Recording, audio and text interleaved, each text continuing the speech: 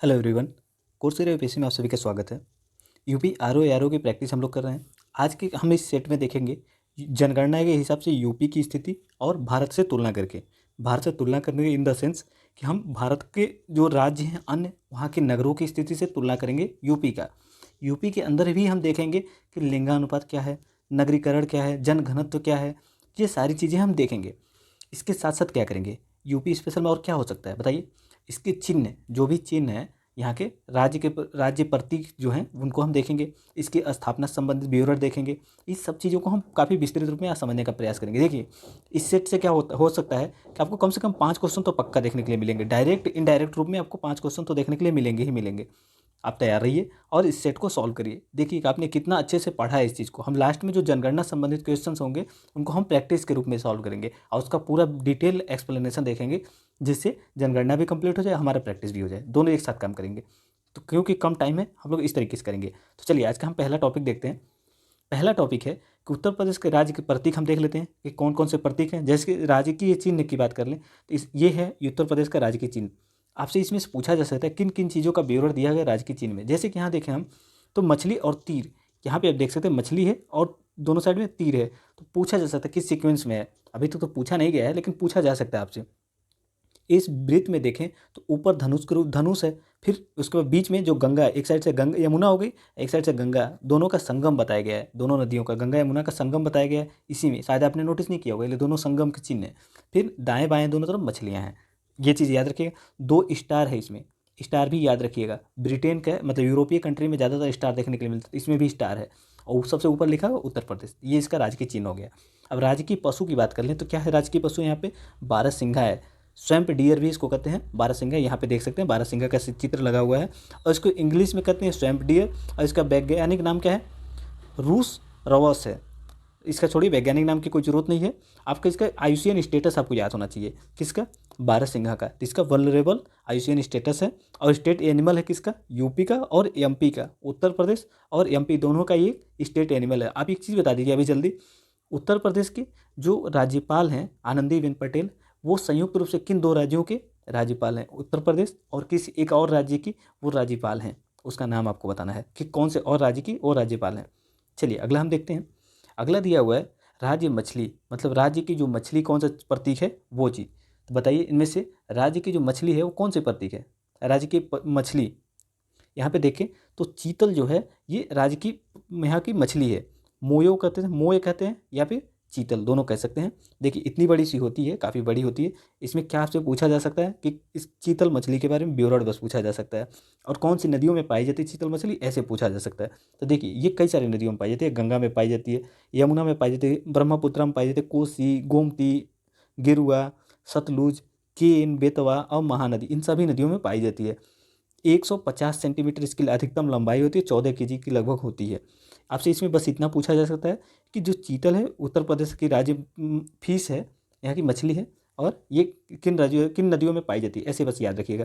चीतल एक किसकी प्रजाति है, और डियर हिरन की भी एक प्रजाति है चीतल, आप यहाँ देख सकते हैं। तो दोनों में कन्फ्यूज मत होइएगा। इसका आयुसीएन स्टेटस है, जो हिरन वाली प्रजाति है इसका लीस्ट कंसर्न, इसका आयुसीएन स्टेटस है, बस याद रखिएगा। चलिए अगला देखते हैं। अगला दिया हुआ है राज्य के प्रतीक में राज्य पक्षी। राज्य पक्षी सभी लोगों को पता होगा कि सारस है, लेकिन इसका आयुसीएन स्टेटस आपको याद रखना जरूरी है। ये कौन सा आयुसीएन स्टेटस है, क्या वल्नरेबल है इसका आयुसीएन स्टेटस।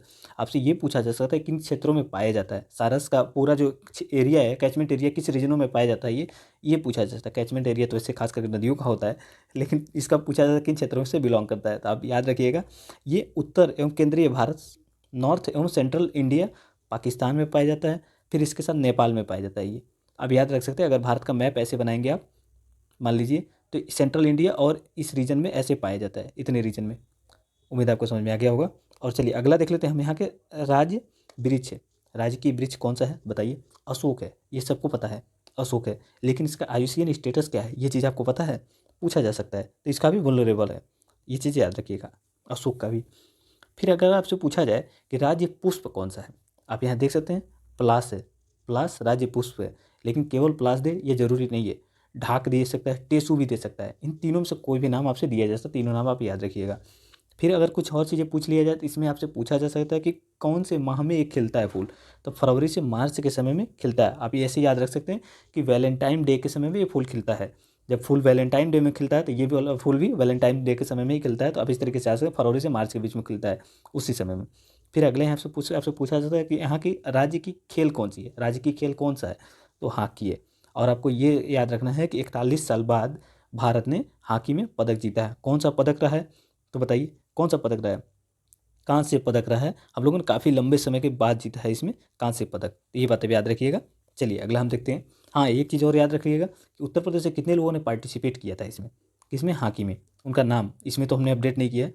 चलिए अगले किसी सेट में हम लोग देख लेंगे कौन कौन लोग पार्टिसिपेट किए थे, उनको कितने कितने उत्तर प्रदेश गवर्नमेंट ने अवार्ड के रूप में, प्रोत्साहन के रूप में दिया था। चलिए अगला तो क्वेश्चन है हमारा, वर्ष 2011 के अंतिम जनगणना के अनुसार उत्तर प्रदेश में पूरे देश की कितने प्रतिशत जनसंख्या रहती है, तो बताइए कितनी रहती है। 16.16%, 16.51%, 19.2% और 26.8%। तो बताइए कितने परसेंट रहती है। मतलब यूपी की जनसंख्या जितनी है वो पूरे भारत की जनसंख्या कितने प्रतिशत है, ये पूछा जा रहा है आपसे। तो 16.51% 2011 के अकॉर्डिंग है, लेकिन अगर 2001 के अकॉर्डिंग पूछ लिया तो 16.16% है। ये दोनों फैक्ट हैं, याद रखिएगा। चलिए अगला पूछा जा रहा है आपसे, वर्ष 2011 की अंतिम जनगणना के अनुसार उत्तर प्रदेश की जनसंख्या के लिए निम्न में से कौन सा कथन सही नहीं है। इसमें से आपसे बताना है आपको कौन सा कथन सही नहीं है। तो बताइए, ए दिया हुआ यहाँ पे, उत्तर प्रदेश की जनसंख्या ब्राज़ील की से जनसंख्या से अधिक है। तो बताइए, बी दिया हुआ, उत्तर प्रदेश में रहने वाले मुसलमानों की कुल जनसंख्या भारत की कुल जनसंख्या का कितना है, 14.23%। सी दिया हुआ, उत्तर प्रदेश में सिखों की जनसंख्या जो है 1.72% है। डी दिया हुआ, यदि उत्तर प्रदेश को देश माना जाए तो यह दुनिया का छठा सबसे अधिक जनसंख्या वाला देश बन चुका है। तो बताइए कौन सा सही है इसमें, मतलब सही नहीं है हमारे अकॉर्डिंग, सही है कौन सा उत्तर, आपके लिए सही उत्तर कौन सा है इसमें से। तो अगर आप यहाँ देखेंगे उत्तर प्रदेश को एक देश मान लिया जाए तो पाँचवां सबसे बड़ा जनसंख्या वाला देश बनेगा उत्तर प्रदेश, ना कि छठवां। इसलिए हमारा सही आंसर डी निकल गया, डी गलत है। बाकी यहाँ पे सारी ब्यूरो दिए हुए सही है। चलिए हम थोड़ा सा डिटेल देख लेते हैं। आप यहाँ देख सकते हैं 2011 की जनगणना के अकॉर्डिंग उत्तर प्रदेश में कितने परसेंट लोग रहते हैं पूरे भारत के, 16.51%। लेकिन यही 2001 के अकॉर्डिंग देखें तो 16.16%। ये दोनों फैक्ट हैं, याद रखिएगा, याद भी रहेगा आपको। अगर हम अगला देखें तो उत्तर प्रदेश को एक देश मान लिया जाए तो ये दुनिया का पाँचवां सबसे अधिक जनसंख्या वाला देश बनेगा। इसलिए हमारा डी गलत था। अगर देखें उत्तर प्रदेश में सबसे बड़े देश हैं, इसके बाद अगर देखें तो ऐसे में वर्तमान में कौन सा है, चीन है सबसे बड़ा, फिर भारत आएगा, फिर अमेरिका आएगा, फिर इंडोनेशिया आएगा। उम्मीद है आपको समझ में आ गया होगा। सबसे पहले चीन होगा, फिर इंडिया होगा, फिर इसके बाद अमेरिका होगा यूएसए, फिर इंडोनेशिया होगा। ये हो गए 4। और फिर अगर यूपी एक देश होता तो पाँचवां ये हो जाता। चलिए अगला हम देखते हैं। यहाँ पे दिया हुआ वर्ष 2011 की अंतिम जनगणना के अनुसार उत्तर प्रदेश में सबसे कम जनसंख्या वाला जिला कौन सा है। तो उत्तर प्रदेश का सबसे कम जनसंख्या वाला जिला इनमें से कौन सा है, आपको ये बताना है। ए दिया हुआ महोबा, बी दिया बांदा, सी दिया हुआ है झांसी और डी दिया है श्रावस्ती। तो बताइए इनमें से उत्तर प्रदेश की सबसे कम जनसंख्या वाला जिला कौन सा है। उम्मीद है सभी लोगों ने आंसर लगा लिया होगा। इसमें जिन लोगों ने ए लगाया महोबा, बिल्कुल सही बात है, महोबा में सबसे कम जनसंख्या पाई जाती है। इसके बाद कौन सा है, महोबा हो गया, फिर चित्रकूट हो गया, फिर इसके बाद चित्रकूट के बाद कौन सा है, हमीरपुर हो गया, हमीरपुर हो गया अगला। MCH कर लीजिएगा, ये सबसे कम जनसंख्या मिनिमम, यहाँ पे मिनिमम पॉपुलेशन के हिसाब से देखेंगे तो MCH हो गया महोबा, फिर उसके बाद चित्रकूट, फिर उसके बाद हो गया हमीरपुर। याद रखिएगा ये हैं जो सबसे कम जनसंख्या यहाँ पे पाई जाती है। अगर हम अगला देखें तो वर्ष 2011 की अंतिम जनगणना के अनुसार उत्तर प्रदेश में सबसे अधिक जनसंख्या वाले जिले की सही घटता हुआ क्रम कौन सा है। इसमें बताना है आपको कि सबसे अधिक जनसंख्या वाले जिलों का घटते हुए क्रम में सबसे पहले अधिक रहेगा, फिर उसके बाद उससे कम, उससे कम, उससे कम, ऐसे बताना है आपको डिसेंडिंग ऑर्डर में। तो यहाँ पे दिया हुआ ए मुरादाबाद, गाजियाबाद, इलाहाबाद, आजमगढ़ और लखनऊ दिया हुआ है। तो अब इन्हीं को अरेंज करना था। सबसे अधिक जनसंख्या कहाँ पाई जाती है, अगर आपको पता है तो आप आसानी से एलिमिनेट कर पाएंगे। देखिए अगर आपको पता हो तो सबसे अधिक जनसंख्या इलाहाबाद में है, तो हमारा पहला इलाहाबाद हो जाएगा। देखिए ए छट गया, फिर डी छट गया, अब हमारा बच्चा ए। अब इलाहाबाद के बाद दूसरा कौन सा नंबर आता है, दूसरे नंबर पे आता है हमारा मुरादाबाद। तो मुरादाबाद, इलाहाबाद के बाद मुरादाबाद, हमारा सी आंसर करेक्ट निकल गया। यहाँ इलाहाबाद, मुरादाबाद, गाजियाबाद, आजमगढ़ और लखनऊ, हमारे ये सीक्वेंस बिल्कुल सही है, सी इसका सही आंसर है। अब चलिए यहाँ पे थोड़ा सा ब्यूरो देख लेंगे तो ज़्यादा अच्छे से याद रहेगा। उत्तर प्रदेश में सबसे कम जनसंख्या वाला जिला कौन सा है, महोबा है। महोबा हमने आपको बता ही दिया था अभी एम से।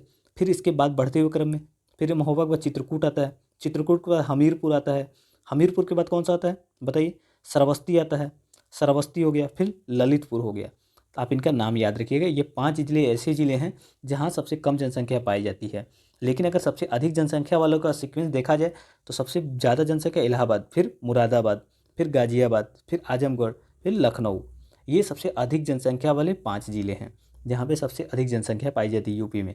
ये फैक्ट है, याद रखिएगा। कैसे याद रख सकते हैं? तो इलाहाबाद, फिर इलाहाबाद का नाम इसमें प्रयागराज रख दिया गया, तो प्रयागराज बोलिए, ज़्यादा अच्छा रहेगा, नहीं योगी जी बुरा मान जाएंगे।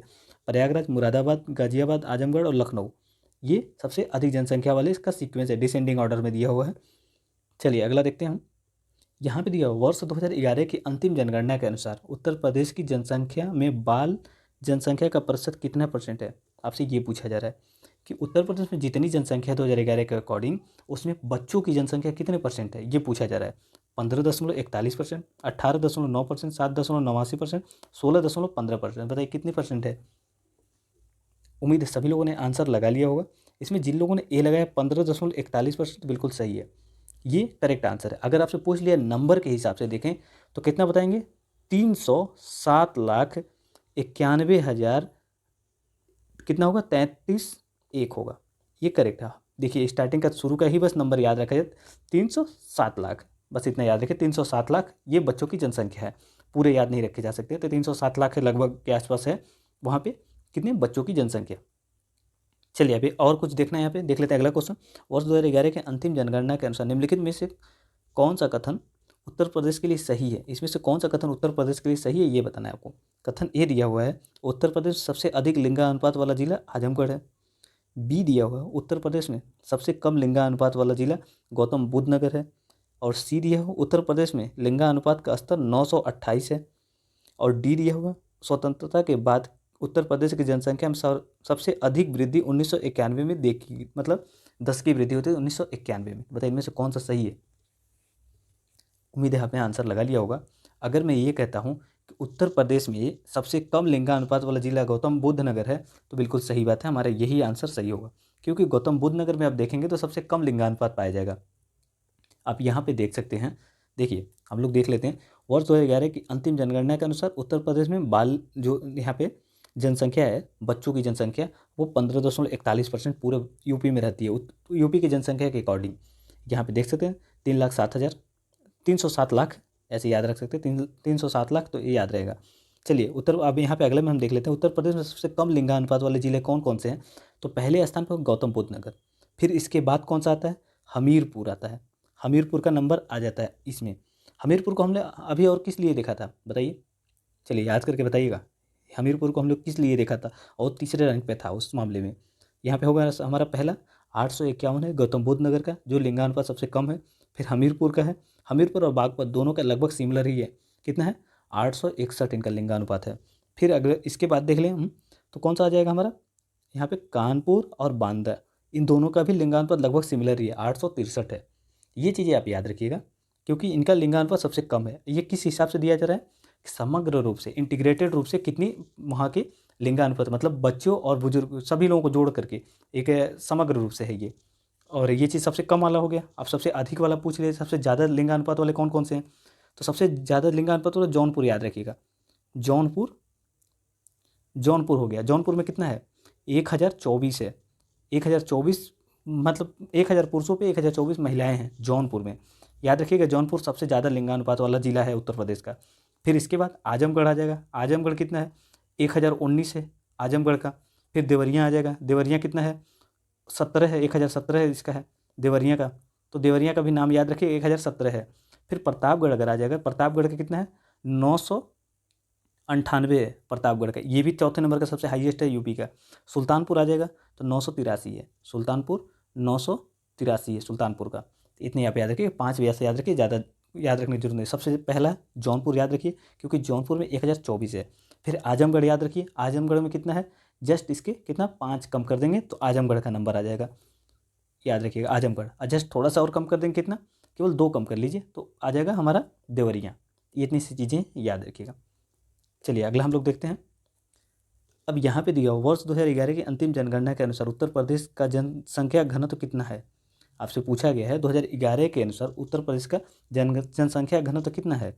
वर्तमान में सबसे अधिक जनसंख्या घनत्व राज्यों में किसका है? बिहार का है, बिहार का सबसे अधिक है। अब यूपी का बता दीजिए। वर्तमान में यूपी का जनसंख्या घनत्व कितना है? 829 हमारा करेक्ट आंसर है, यूपी का जनसंख्या घनत्व। लेकिन ये 2001 के अकॉर्डिंग पूछ ले तो कितना होगा? 690। याद रखिएगा, 690 व्यक्ति पर किलोमीटर प्रति 1 वर्ग किलोमीटर में पाए जाएंगे। मतलब 1 किलोमीटर इधर 1 किलोमीटर इधर, इतने रीजन में 690 2001 के हिसाब से पाए जाएंगे। लेकिन 2011 के हिसाब से देखें तो 829 है ये संख्या, 829 829 है ये करंट में 2011 के अकॉर्डिंग है। और ये देख लें 2001 के अकॉर्डिंग है। ये चीज़ें आपको समझ में आ गई होंगी। चलिए हम यहाँ पे थोड़ा सा और चीज़ें देख लेते हैं। और चीज़ें क्या देखना है हमें? अगला क्वेश्चन देखना है। अगला क्वेश्चन दिया हुआ है आपको, वर्ष 2011 की अंतिम जनगणना के अनुसार उत्तर प्रदेश की अधिकतम जनघनत्व वाले जिले क्रमशः कौन से हैं? आपको बताया जाए, पूछा जा रहा है आपसे, अधिकतम जनघनत्व वाले कौन से जिले हैं? बताइए। यहाँ पे दिया जौनपुर, मुरादाबाद, गाजियाबाद, लखनऊ। अगर आपको पता है तो आप तुरंत अरेंज कर लेंगे, नहीं पता है तो आप नहीं कर पाएंगे। तो देखिए, हम जनघनत्व की बात करें, इसमें अधिकतम जनघनत्व वाले सबसे ज़्यादा अधिकतम जनघनत्व कहाँ पाए जाएंगे? तो गाजियाबाद में सबसे अधिक है। गाजियाबाद में कितने? 3971 है। ये गाजियाबाद का जनघनत्व 3971। फिर वाराणसी का आ जाएगा। वाराणसी का कितने हैं? 2395 वाराणसी का है, 2395 वाराणसी का जनघनत्व है। अगर हम इसके बाद वाराणसी के बाद अगर पूछें किसी का तो किसका है बताइए? वाराणसी के बाद बात करेंगे तो अब लखनऊ आ जाएगा। लखनऊ का कितना है? 1836 लखनऊ का हो जाता है। संत रविदास नगर की बात कर लेंगे तो 1555 हो जाएगा। संत रविदास नगर का तो आप याद रख सकते हैं 1555। फिर कानपुर आ जाता है। कानपुर 5वें रैंक पे आता है। कानपुर का कितना है? 1452। कानपुर अर्बन की बात करेंगे, कानपुर अर्बन में अधिकतम जनघनत्व 5वें नंबर पे आता है ये। लेकिन सबसे ज़्यादा गाजियाबाद, वाराणसी, लखनऊ और संत रविदास नगर। फिर उसके बाद कानपुर 5वें, नीचे से 5वें नंबर पे आता है। ये चीज़ें आप याद रखिएगा। फिर से दोबारा बता रहे, गाजियाबाद 3971 है, वाराणसी 2395 है, लखनऊ 1816 है और संत रविदास नगर 1555 है और कानपुर 1452। तो ये बातें ये याद रखिएगा। हमारा इसमें सही आंसर होगा डी, क्योंकि गाजियाबाद में सबसे अधिक है और फिर वाराणसी हो जाएगा, फिर लखनऊ हो जाएगा, फिर रविदास नगर, फिर कानपुर। चलिए अगला देखते हैं हम लोग। यहाँ पे विवरण दिए हुए हैं वही चीज़ें। 2011 के अकॉर्डिंग जनघनत्व तो कितना है? 829 है। 2001 के अकॉर्डिंग कितना है? 690 है। वही विवरण जो हमने आपको समझाया। 2001 के अनुसार देखें, 2011 के अकॉर्डिंग देखें तो अधिकतम जनघनत्व वाले कौन से हैं? गाजियाबाद 3971, वाराणसी 2395, फिर लखनऊ 1816, फिर यहाँ पे संत रविदास नगर 1555 और कानपुर 1452। याद रखिएगा। चलिए अगला है, वर्ष 2001 से 2011 की अवधि में सबसे अधिक दशकीय वृद्धि वाला जिला कौन सा है? मतलब जहाँ पे सबसे अधिक जनसंख्या वृद्धि देखने के लिए मिला 2001 से लेकर के 2011 के बीच में, उत्तर प्रदेश का कौन सा जिला है? ए इलाहाबाद, बी गाजियाबाद, सी संत गौतम बुद्ध नगर और डी कानपुर। देखिए, जनसंख्या बढ़ने के दो रीजन हो सकते हैं, या तो बर्थ रेट वहाँ हाई हो या फिर माइग्रेट करके लोग वहाँ पे सबसे ज़्यादा आ जाएँ, तो दोनों कारणों से हो सकता है। तो बताइए वो कौन सा जिला है जहाँ पे दोनों कारण वहाँ पे सक्रिय थे? उम्मीद है सभी लोगों ने आंसर लगा लिया होगा। सी यहाँ पे हमारा सही है। गौतम बुद्ध नगर में सबसे ज़्यादा माइग्रेट करके भी लोग आए, जनसंख्या भी बढ़ी वहाँ पे, तो सी हमारा सही आंसर है। क्योंकि यहाँ 49.1% जनसंख्या वृद्धि देखने के लिए मिली। 49.1% 10 की वृद्धि, मतलब 10 साल में इतना हाईएस्ट बढ़ा था वहाँ का। फिर इसके बाद गाजियाबाद आ जाएगा। गाजियाबाद में भी आपको पता होगा कि कमर्शियल एरिया है, यहाँ पे ज़्यादा औद्योगिक क्षेत्र देखने के लिए मिलता है, तो लोग यहाँ पे भी पलायन करके ज़्यादा लोग गए होंगे, तो गाजियाबाद का भी सही है। इसका कितना है? 41.3% है गाजियाबाद का। चलिए हम अभी इसके बारे में थोड़ा सा और डिटेल देख लेंगे, पीछे स्लाइड पे दिया हुआ। अब यहाँ पे देखिए, बताइए वर्ष 2001 की वर्ष 2011 की जनगणना, अंतिम जनगणना के अनुसार उत्तर प्रदेश की जनगणना के बारे में कौन सा कथन सत्य है, आपको ये बताना है। एक दिया हुआ है, वर्ष 2001 से 2011 की अवधि में उत्तर प्रदेश में 10 की जनसंख्या वृद्धि दर में गिरावट राष्ट्रीय दर से कम रही। बताइए। बी दिया हुआ है, बलरामपुर में उत्तर प्रदेश का सबसे कम महिला साक्षरता वाला जिला है। सी दिया है, उत्तर प्रदेश में सबसे अधिक नगरीय प्रतिशत जनसंख्या रखने वाला जिला गाजियाबाद है। बताइए कौन सा सही है? सी इसका सही आंसर, डी इसका सही आंसर। केवल यहाँ पे हमारा सही आंसर है 3 केवल सही है। क्यों? अब यहाँ पे आप देख सकते हैं।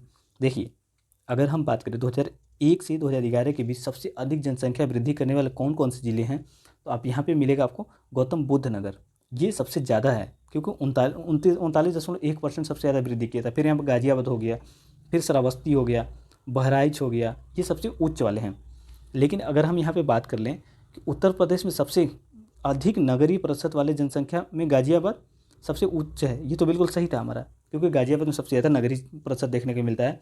लेकिन कहा हुआ था वहाँ पे कि उत्तर प्रदेश का जो है 10 की वृद्धि राष्ट्रीय 10 की वृद्धि से कम है, जो कि गलत है। आप यहाँ पे देख सकते हैं 2011 के अकॉर्डिंग कितना बढ़ा हुआ है, 20.22% वृद्धि रही है 10 की वृद्धि उत्तर प्रदेश की 2001 से लेकर 2011 के बीच। लेकिन राष्ट्रीय कितनी रही है, 17.72% राष्ट्रीय रही है। तो राष्ट्रीय से कहीं यूपी का ज़्यादा है ना, इसलिए हमारा दूसरा गलत था।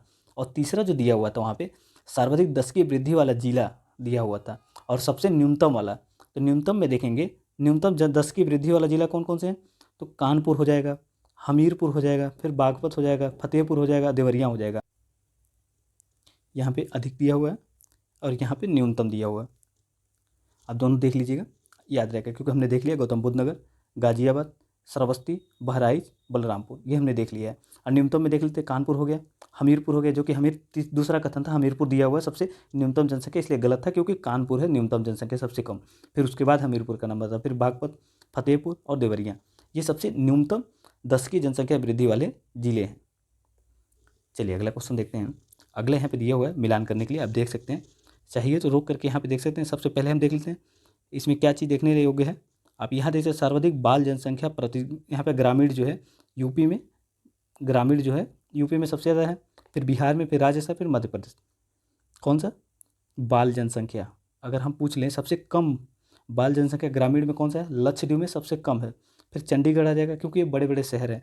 लेकिन राज्यों में अगर पूछ लिया तो कौन सा होगा, ये तो यूटी की बात किया गया है इसमें।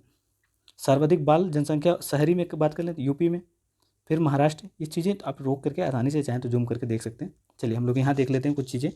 क्या चीज़ हमें यहाँ देखना है, सर्वाधिक साक्षरता वाले 5 जिले कौन कौन से हैं, जहाँ पे सबसे ज़्यादा साक्षरता है। तो गौतम बुद्ध नगर पहले स्थान पे आता है, फिर कानपुर आता है, फिर औरैया आता है, और इटावा आता है, फिर गाजियाबाद आता है। ये चीज़ याद रखिएगा। सबसे कम साक्षरता वाले 5 जिले कौन कौन से हैं, सबसे कम साक्षरता श्रावस्ती। अगर मैं पूछूं कि महात्मा गौतम बुद्ध ने सबसे अधिक उपदेश कहाँ दिए थे, श्रावस्ती में ही दिए थे, फिर भी लोग यहाँ के अभी भी सबसे कम साक्षर हैं। बहराइच है, फिर बलरामपुर है, बदायूं है, और फिर रामपुर है। यहाँ पे सबसे कम साक्षरता पाई जाती है। लेकिन आपसे ये पूछा जा सकता है कि सर्वाधिक पुरुष साक्षरता वाले जिले कौन कौन से हैं। देखिए गौतम बुद्ध नगर में सबसे अधिक पुरुष साक्षरता देखने के लिए मिलता है, फिर औरैया हो गया, इटावा हो गया, गाजियाबाद हो गया, झांसी हो गया, यहाँ पे सबसे अधिक पुरुष साक्षरता देखने के लिए मिलता है। लेकिन आपसे पूछा जाए कि न्यूनतम साक्षरता वाला कौन सा जिला है, तो बताइए। हमने यहाँ देखा था समग्र रूप से सबसे कम था श्रावस्ती में, तो यहाँ पे भी पुरुष साक्षरता सबसे कम होगी, क्योंकि श्रावस्ती सबसे कम है, फिर बहराइच, बलरामपुर, बदायूं और रामपुर। वही सीक्वेंस है जो वहाँ पे सबसे कम था समग्र रूप से, तो पुरुष में भी सबसे कम ही होगा। फिर देखेंगे महिला में भी, तो उसमें भी सबसे कम ही मिलेगा, कौन, श्रावस्ती। देखिए अगला हम देखते हैं महिला, सर्वाधिक महिला साक्षरता वाला कौन सा है, तो बताइए। यहाँ पे हो जाता है हमारा कानपुर। कानपुर में सबसे अधिक महिला साक्षरता वाला जिला है, फिर लखनऊ हो गया, फिर गौतम बुद्ध नगर, औरैया और फिर गाजियाबाद। लेकिन हमने पुरुष में देखा था सर्वाधिक पुरुष साक्षरता वाला तो गौतम बुद्ध नगर आ गया था पहले पे, और जैसे ही महिला में सर्वाधिक साक्षरता की बात की तो गौतम बुद्ध नगर चला गया तीसरे पे, और लखनऊ आ गया पहले पे। यह बता, सॉरी, कानपुर आ गया, लखनऊ दूसरे पे है। अब सबसे कम महिला साक्षरता वाले की बात कर ले, श्रावस्ती हो गया, बलरामपुर हो गया, बहराइच हो गया, बदायूं हो गया और रामपुर हो गया। इनकी बात बस याद रखिएगा, इनके बारे में इतनी सी बात है, याद रखिएगा। एक चीज़ आपसे ये पूछा जाता है, ग्रामीण साक्षरता कितनी है और नगरीय साक्षरता, दोनों के बीच का अंतर आपसे पूछा जा सकता है। तो आप याद रखिए दोनों का बीच का अंतर लगभग 10% है। देखिए ग्रामीण साक्षरता कितना है, 65.46%, और नगरीय साक्षरता कितना है, 75.14%। मतलब दोनों के बीच का 10% का गैप देखने के लिए मिलता है। चलिए अब अगला देखते हैं हम लोग। उत्तर प्रदेश में न्यूनतम साक्षरता वाले 4 जिले कौन कौन से हैं, बताइए। अभी हमने देखा है जस्ट, बताइए सबसे कम साक्षरता वाले कौन से जिले हैं, 4 जिले हैं। हमने बताया था कि श्रावस्ती, बहराइच, श्रावस्ती आपको केवल याद हो तो भी आप यहाँ पे एलिमिनेट कर सकते हैं। हमारा सही आंसर निकल गया ए, श्रावस्ती, बहराइच, बलरामपुर और बदायूं। हमारा सही आंसर करेक्ट है ए। चलिए हम अगला देख लेते हैं। इसमें निम्न में से किस जिले में जन घनत्व सबसे कम है, लो डेंसिटी कौन से जिले में है, आपसे ये पूछा जा रहा है। सबसे कम जन घनत्व ललितपुर में पाया जाता है, हमारा बी आंसर करेक्ट है। लेकिन इसके बाद ललितपुर के बाद कौन सा होता है, ललितपुर के बाद सोनभद्र आ जाता है। ललितपुर के बाद जस्ट सोनभद्र में सबसे कम जनसंख्या, फिर सोनभद्र के बाद कौन सा होता है, महोबा आ जाता है, तो महोबा इसके बाद हो गया। महोबा के बाद कौन सा है, हमीरपुर आ जाता है। हमीरपुर इसके बाद है, महोबा के बाद रैंक उसका नंबर आता है। चलिए हम लोग यहाँ पे थोड़ा सा कुछ चीज़ें दी हुई हैं, देख लेते हैं। आप यहाँ पे देखिए श्रावस्ती, बहराइच, बलरामपुर और बदायूं, ये सबसे क्या है, न्यूनतम साक्षरता वाले ज़िले हैं। उत्तर प्रदेश में सबसे कम जनघनत्व वाले ज़िले कौन कौन से हैं? तो ललितपुर हो गया, सोनभद्र हो गया, हमीरपुर हो गया, महोबा हो गया, चित्रकूट हो गया। ये सबसे कौन से हैं? कम जनघनत्व वाले। यहाँ पे मतलब कम जनसंख्या से कम जनघनत्व पाए जाते हैं। लेकिन अगर भारत में पूछ लें कौन सा ऐसा राज्य है जहाँ पे सबसे कम जनघनत्व पाया जाता है, तो कौन सा है बताइए? अरुणाचल प्रदेश है। आंध्र प्रदेश मत लिखिएगा, ये अरुणाचल प्रदेश लिखने का मेरा उद्देश्य है। तो अरुणाचल प्रदेश में सबसे कम है जनघनत्व, उसके बाद राजस्थान का नंबर आ जाता है। सर्वाधिक जनघनत्व वाले 4 जिले यहाँ पे दिए हुए हैं, 5 जिले, और सबसे न्यूनतम जनघनत्व वाले 5 जिले दिए हुए हैं। देखिए सर्वाधिक जनघनत्व वाले 5 जिले, गाजियाबाद, क्योंकि औद्योगिकरण है यहाँ पे, लोग ज़्यादा रहते होंगे, तो गाजियाबाद हो गया। ये वाराणसी, क्योंकि ये एक तरह से देखें तो धार्मिक स्थल है वाराणसी, तो यहाँ पे भी जनघनत्व ज़्यादा देखने को मिले। लखनऊ राजधानी है, इसलिए तीसरे पे है ये। संत रविदास नगर, भदोही, ये सबसे ज़्यादा यहाँ देखने को मिलता है कानपुर में। फिर इसके बाद न्यूनतम जनघनत्व वाला बताइए, ललितपुर, सोनभद्र, हमीरपुर, महोबा और चित्रकूट। ये सोचिए क्यों यहाँ पे कम जनघनत्व है। देखिए एक तो यहाँ की भौगोलिक स्थिति कारण है, दूसरा यहाँ औद्योगिकरण का निम्न स्तर, ये कारण है कि यहाँ जनघनत्व कम है। कृषि उतनी अच्छी नहीं है कि जनसंख्या बढ़े। जनसंख्या उसी रीजन में बढ़ती है जहाँ पे खाने के लिए पर्याप्त संसाधन मिलते हैं। इन रीजनों में पर्याप्त संसाधन न मिलने का जनसंख्या कम है। भूखे लोग मर जाएंगे तो जनसंख्या क्यों बढ़ाएंगे। चलिए ये सिर्फ देखने के लिए धन्यवाद, उम्मीद है आपको पसंद आया होगा।